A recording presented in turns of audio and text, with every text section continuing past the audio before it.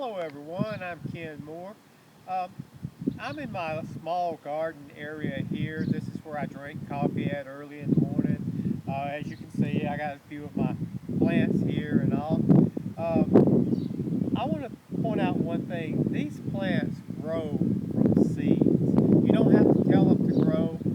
They're programmed by God to grow. You give them the right conditions, you plant them, see to them, and they're going to grow. Well, Jesus talked about in Matthew 13 about mustard seed faith, how that faith that's planted in our lives grows to be a large tree. And that's what I wanted to stress today about the mustard seed faith. It's not the size of the seed, it's what the seed grows into. It starts out as the smallest of the seeds, but then it becomes the largest of the herb.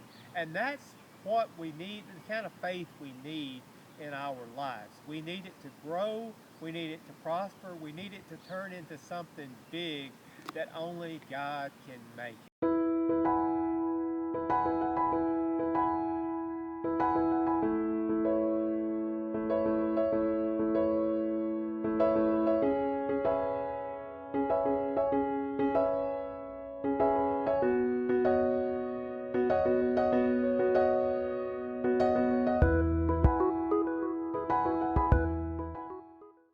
Thank you for joining 10 with Ken today. I'm Ken Moore with the Living Word of Faith Fellowship.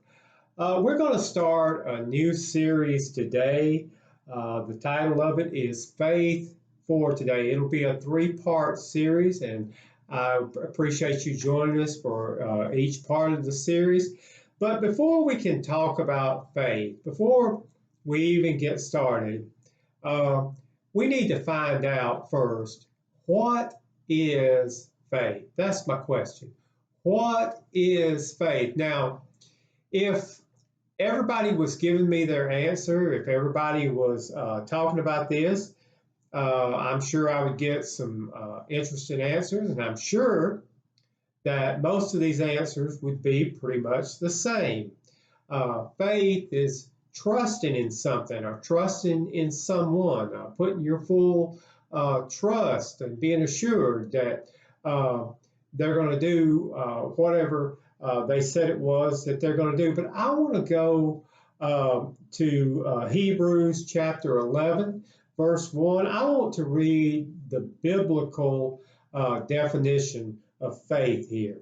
And it says, now faith is the substance of things hoped for and the evidence of things not seen. So that is what faith is. It's putting our trust in God for something, whatever it is that we're in need of, whatever it is that we're hoping for, and it's our evidence of the things that we don't see as of yet. So that's why you put your trust in God. You ask God in faith, whatever it is you're praying for, you ask God in faith, but you haven't necessarily seen it yet. So faith is trusting in God to receive that that you're hoping for.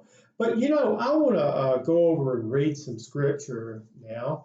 I want to go over to the 4th chapter of Matthew, and we're going to start here with the 18th verse, 4th chapter of Matthew. We're going to talk about some men that followed Jesus.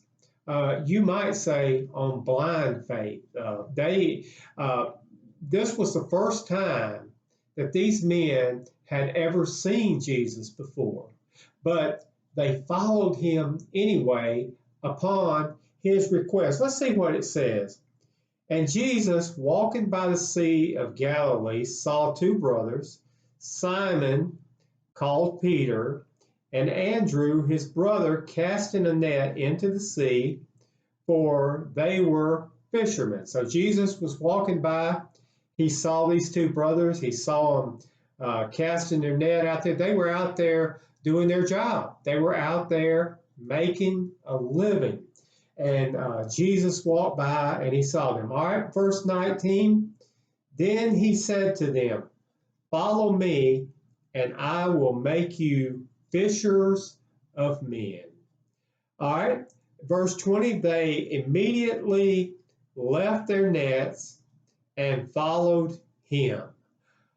All right, going on from there, he saw two other brothers, James, the son of Zebedee, and John, his brother, in the boat with Zebedee, their father, mending their nets. He called them, and immediately they left the boat and their father and followed him. Now, I want you to think about this. I want you to think about this. We're talking about faith. This took some kind of faith, didn't it? These men here were commercial fishermen. Um, it just so happened that this man, that they didn't even know his name, they didn't even know who he was. He came by and he called them. He told them that, if they would follow him, that he was going to make them fishers of men. They wouldn't be fishing for fish anymore, but they would be fishing, they would be catching, in one part the scripture says, they would be catching men. Uh, so Jesus just simply gave them a call here. He called them to come and follow him. And the scripture says that in both cases, that they immediately left their nets or left whatever it was they were doing there. Uh, they laid aside their business there. They not only laid aside their business there, they laid aside all their stuff there. Uh, they laid aside their ability there to make a living, and they followed Jesus at his command. Now, that, to my opinion, friend, that took some faith to say, you know, I don't know who this man is, but I believe him. I believe in him. Uh, I believe he's got something here. I believe he's going somewhere here. And I'm going to lay down here everything that I have, and I'm going to follow this man. All right, and in verse 23, it says, "And Jesus went about all Galilee, teaching in their synagogues, preaching the gospel of the kingdom, healing all kinds of sickness and all diseases among the people.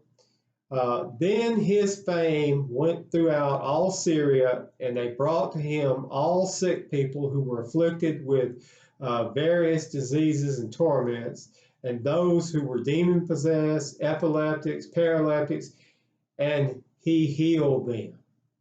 So they were a part here just by obeying Jesus, just by obeying his command here, just by believing what he said and putting their 100% faith and their total trust in him. They were a part of something here that was by far much bigger than they were. And what was began back then, you know something? It's still going on today. And it doesn't matter what anybody does to try to stop it uh, until it is fulfilled, until it's finished. It's going to continue to go on. I don't care if man likes it or man don't. It really doesn't matter. Uh, it's been going on for over 2,000 years. It was going on long before then, just under different circumstances and all. But it is for now. It is for today. And it's going to continue to go on until this same Jesus we're talking about here comes back and sets up his earthly kingdom. But the thing is, These men here left everything that they had. James and John left their father there on the boat and followed Jesus. Um, Andrew and Peter, they left their nets. They left the thing uh, that they were doing there to make a living, and that's what all of them did for a living. But they left that there and they followed Jesus, and uh, they'll go down in history today for following after Jesus. But let me say this. Let's go back over here. Let's go back over to the 11th chapter of Hebrews. Uh, and once again, we'll answer the question, what is faith? Well, just as we read earlier, now faith is the substance of things hoped for and the evidence of things not seen. So let me say this to you today. Perhaps you started on your journey with Jesus. Perhaps you started following him. Maybe things have gotten rough. Maybe things have gotten tough. Maybe you're not seeing exactly what you want to see. I'm sure that these four men here, I'm sure they felt this way. I know they did on one occasion because Peter was about to go back to fishing. But that's another sermon, another time. But remember, faith is the substance of things hoped for and the evidence of things not seen. I thank you today for watching 10 with Ken. Be sure and join us next time, and we're going to talk some more about this. Until then, may God richly bless.